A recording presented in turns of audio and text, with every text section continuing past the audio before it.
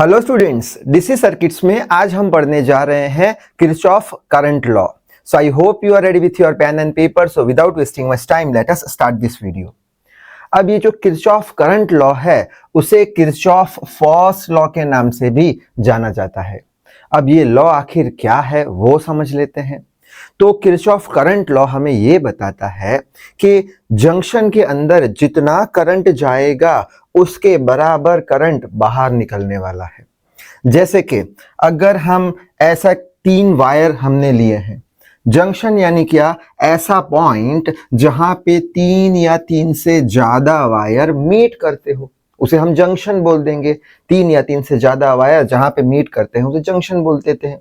और Kirchhoff current law हमें क्या बताता है कि जंक्शन के अंदर जितना करंट जाएगा उसके बराबर करंट बाहर निकलेगा। ठीक है, जैसे कि यहाँ पे हम देख सकते हैं 2 एम्पियर का करंट जंक्शन में जा रहा है, 3 एम्पियर का करंट जंक्शन में जा रहा है। यानी कि अगर हम सम लेते हैं कितना करंट जा रहा है, एडिशन लेते हैं तो 2 + 3 तो कितना बाहर निकलेगा, 5 एम्पियर जितना। यानी जितना करंट गया उतना करंट बाहर निकला। यहाँ पे ऐसे भी हम लिख सकते हैं सम ऑफ एंटरिंग करंट, यानी जो करंट एंटर कर रहा है कहाँ पे, जंक्शन पे, वो किसके बराबर होगा, sum of leaving current. Sum of entering current कितना है, 2 + 3 एम्पियर। ठीक है, तो लीविंग करंट कितना होना चाहिए, 5 एम्पियर, जो कि 5 एम्पियर बाहर आ रहा है। ठीक है, तो इस पे से हम किरचॉफ करंट लॉ लिख सकेंगे आसानी से। तो किरचॉफ करंट लॉ क्या है, sum of entering the current at junction, sum of entering the current at junction is equal to sum of leaving the current from the junction. जो entering current है उतना ही लीविंग करंट बाहर जाने वाला है। इसको और अच्छे से समझ लेते हैं दूसरा एग्जांपल लेके। जैसे कि यहाँ पे ऐसे कुछ सर्किट डायग्राम जैसा है, सिंपल सा सर्किट डायग्राम है। ये हो गया हमारा जंक्शन। जंक्शन पे हमने क्या देखा कि जितना करंट जंक्शन में जाएगा उतना ही करंट जंक्शन के बाहर निकलेगा। तो यही बात हम लिख लेंगे ये लॉ के हिसाब से, sum of entering current is equal to sum of leaving the current at junction. तो वही लिखा है, sum of entering the current is equal to sum of leaving the current. अब ये जंक्शन में कौन से करंट एंटर कर रहे हैं, तो यहाँ पे एरो बता के रखा है 6 एम्पियर और यहाँ पे एरो 5 एम्पियर। ठीक है, तो 6 + 5 एम्पियर लिख लिया हमने, एंटरिंग करंट 6 + 5 एम्पियर। और लिविंग करंट कौन सा है, 2 एम्पियर है, तो लिविंग करंट कितना है, 2 एम्पियर है। और पूछा है कि यहाँ पे कितना करंट बाहर आएगा, तो हम बोल देंगे यहाँ पे I करंट बाहर आएगा। तो इसका सम करना पड़ेगा 2 + I। ठीक है, लॉ क्या बोलता है, sum of entering current is equals to sum of leaving current. Sum of entering current कितना हो गया, 5 + 6। सम ऑफ लिविंग करंट कितना हो गया, कितना निकलेगा पता नहीं, आई है तो 2 + I। आई होप बात समझ में आ गई होगी। बस फिर तो 11, 5 + 6, 2 + I, ये 2 को वहां भेज देंगे तो 11 - 2I, तो I का वैल्यू 8 एम्पियर निकल के आ जाएगा। तो ये बात हमें अच्छे से समझ में आ गई। किरचॉफ करंट लॉ क्या है, sum of entering current is equal to sum of leaving the current. कहां पे, जंक्शन पे। जंक्शन यानी क्या, ऐसा पॉइंट जहां पे 3 या 3 से ज्यादा वायर मीट करते हो।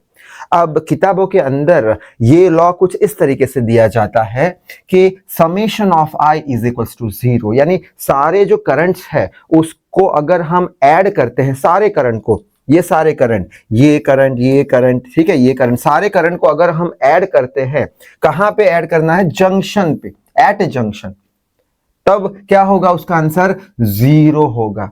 लेकिन हमें कंडीशन कौन सी मान के चलनी पड़ेगी कि हमेशा जो हमारा एंटरिंग करंट है उसको हम प्लस बोल देंगे और लिविंग करंट जो है वो माइनस बोल देंगे। सेम टू सेम लॉ है, खाली बताने का तरीका अलग है बस। बाकी ये मेथड से भी आंसर सेम आने वाला है। ठीक है, ये प्रॉपर मेथड है, ये भी मेथड है, ये भी आंसर सेम लाके दे देगी। ठीक है, तो अलग तरीके से क्या किताबों में लिखा होता है कि summation of I is equal to 0 at junction. ठीक है, लेकिन कब, जब हम एंटरिंग करंट को पॉजिटिव मानेंगे, लिविंग करंट को नेगेटिव मानेंगे। तब कैसे समझ लेते हैं अच्छे से।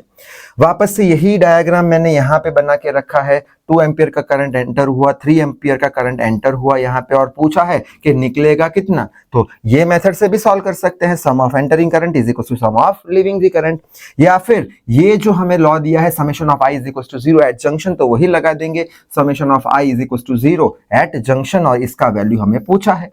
ठीक है, और summation of I is equal to 0 at junction कब लगाएंगे, एंटरिंग करंट को प्लस मानेंगे, यानी ये दोनों प्लस हो गए। ठीक है। और इसको क्या मानेंगे, minus Q minus leaving current को हम क्या मानते हैं, माइनस मानते हैं। तो बस ये तीनों करंट का सम कर देंगे और 0 के बराबर बता देंगे लॉ के हिसाब से। तो वही किया है, +2 +3 और ये लीविंग है तो नेगेटिव साइन लिखा दिया, minus I is equal to 0। So ये 5 minus I equal to 0, I को वहां भेज दिया तो I is equal to 5 ampere, जो कि यहाँ पे भी हमने देखा था। ठीक है, अच्छा और अच्छे समझते हैं, सेम एग्जांपल ये वहां पे लेके रखा है। यहाँ पे ये रहा हमारा जंक्शन, ठीक है। यहाँ पे पूछा क्या है, ये कितना बाहर निकलेगा, मान के चलते हैं आई करंट बाहर निकल रहा है, 5 एम्पियर गया, 6 एम्पियर गया, यानी कि एंटरिंग करंट कैसे ले लिए, प्लस ले लिए, ठीक है। और लीविंग करंट कौन सा है, 2 एम्पियर, तो माइनस ले लिया। और दूसरा लीविंग करंट कौन सा है, आई है, तो माइनस आई कर दिया। अब ये सारे करंट को हम क्या कर देंगे, ऐड कर देंगे लॉ के हिसाब से, summation of I equals to 0। सारे करंट को ऐड करके 0 के बराबर इक्वेट कर देंगे, तो वही लिखा है summation of I is equals to 0 at junction. कौन से करंट है एंटरिंग, +6 +5, तो +6 +5। लीविंग करंट कौन सा है, नेगेटिव साइन यहाँ पे लिखा है तो नेगेटिव साइन, और ये करंट लीव कर रहा है यानी माइनस साइन लगा देंगे, मालूम नहीं है तो आई कर दिया तो माइनस साइन लगा दिया, equals to 0, plus sign entering के लिए, माइनस साइन लीविंग के लिए।